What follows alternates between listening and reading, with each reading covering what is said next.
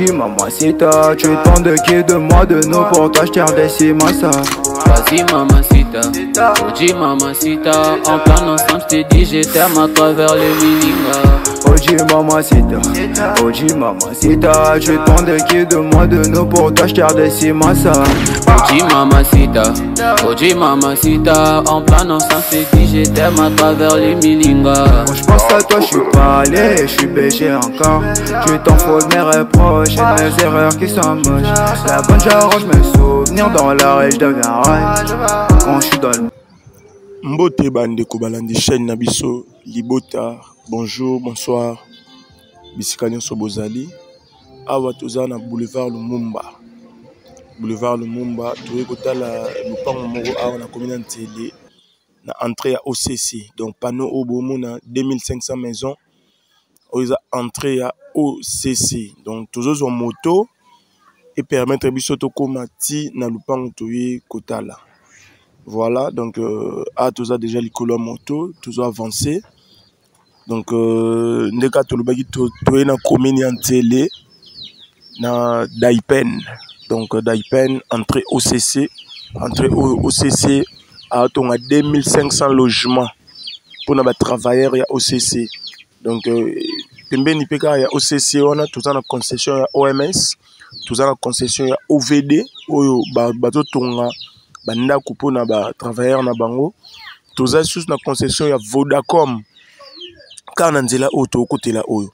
Donc nzela oyo ya OCC ndi azo sala yango en parallèle na nzela oyo nzela mususu ezali oyo ya côté OVD ba osala moyo to le kakuna ezate bo moni ke tutiki mutuka to zuba moto e kotsa biso ti na lupango oyo toye kotala o pe toye kotala kalate tozo koma. Donc kolongwa boulevard Lumumba oyo ya Ntele wana ti kokoma place lupango ezali. Donc ils ont encore 5 ou 10 minutes na moto.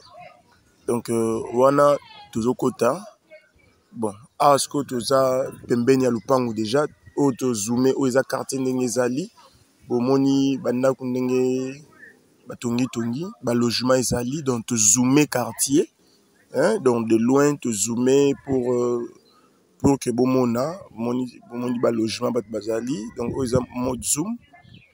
Voilà, au mona wana 2500 maisons au ya OCC yango wana izo kenepe déjà na suka. Donc le pango toye kotala to kota. Donc eza pembeni ya OCC to kota na bongo to beta masolo. Voilà, awa eza concession na biso o toye kotala. Donc o to mona eza ba zoom ya ba voisins. Donc a to pesi le pango toye kotala mukongo. Tozo baluka onyoso na sekuna bomona on eza concession ya OVD azotonga. Donc a toi dana kata lupango concession toye kotala yango yo. Donc a toi dana kata concession tozo tambola to la sa concession na biso eza ya 100 mètres sur 150 mètres. Donc ozo pesa biso 1 hectare et demi. Donc on a 1 hectare et demi au toye ko morcelé la journée ya lelo. Avant to beta masolo ya morcellement ba dimension ndenge kozala toujours sepela to tambola na kata concession bon mona na concession ndenge ezali bon étudier ba valeur ya concession oyo ba avantage oyo eza na concession oyo po pembeni ya concession oyo ndet bo tu komona concession ya OCC de 2500 logements ya ba employés. Pembeni nango wana toza susu na concession OMS na gauche na biso. Donc juste ndet to tambola bo mona ngo place concession na biso suki na gauche avenue Kaboli biso eza ya OMS. Et puis soro kiti na monse au mona concession ya OVD au ba sa penzela ya sika on a le bagage en parallèle na place to côté la OCC en parallèle nango eza concession mususu eza wana na entrée à Daipen mususu peza wana nzela OVD azo sala salle de ba terrasse harmonieuse. Donc comme ça là déjà est avancé nzela au bomona. Et puis na ndenge ya sima kuna concession mosusu ezali ya Vodacom pe boyebi donc wana ya ba société moko multi au bazar ba mbongo ebele donc dans quelques temps awa tokomona ke makambo ko changer bomona likolo ba logement au toujours en mode zoom donc toujours zoomer boye pour na relaxer toujours quartier ndenge ezali ba concession ndenge ezali ndenge makambo zo tongama donc petit à petit awa tokomi na 100 mètres bomoni ba bâti panneau ya mkolo concession oyo donc mkolo concession oyo aza vivant yemoko aza en vie ne tozo morceler moi ndambu donc a trouvé place 150 mètres et soukeli okita tikuna na se place to outi 100 mètres siko to lingi to banda ko kokata tozo dikamètre yango yo donc place ndeko souke atelemi wana bomoni tozo zo ba mesure kolonga wana koyati awa place ingénieur na biso en bâtiment topographe azali sera décamètre muke benda ok donc ti awa et topesa biso 15 mètres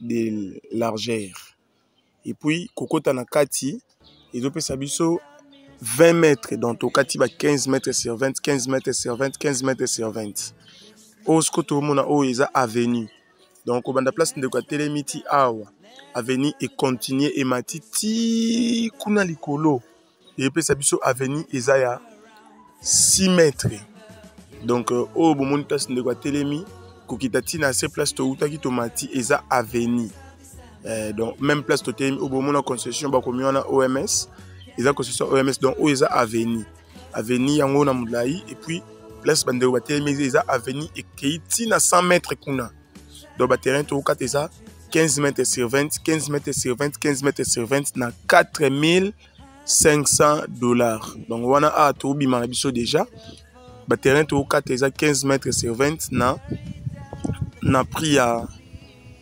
$4500 à discuter donc wana tozo bima au moni concession boyoki prix 4500 discuter na ba dimension a tozu moto to bimi na biso to zonga palais donc wana awa tozo zonga na biso déjà tozo bima bomona donc place to uti wana to lakisi eza 15 mètres sur 20 par terrain na terrain moko to chango $4500 à discuter donc pour na ba oba vous intéressé ndeka to misana ko solo la numéro ezali ko benga biso to ba ko solo la mukolo concession yemo kwaza vivant biso to te ka biloko ba problème te to yaka na biloko ya mabete biloko ba problème te po to yebi place nini tozo kende merci beaucoup bye bye.